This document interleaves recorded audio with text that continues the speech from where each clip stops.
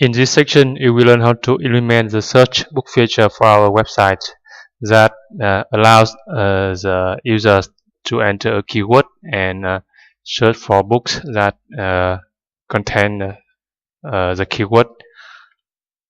You see, this is the user interface designed for the search function. In the header of the website, we have a search bar that looks like this. You see, and this is our website's homepage. You see, we have the search bar already here, and the users enter a keyword here, for example Java core, and click the search button or hit enter to start searching.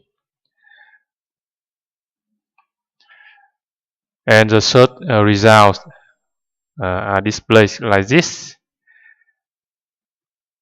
You see, each result is a book that matches the keyword.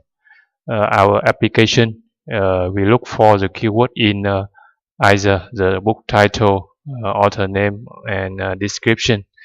For example, if the users enter Java, then any part of the book, whether the title, the author name, and the description contain the Java keyword,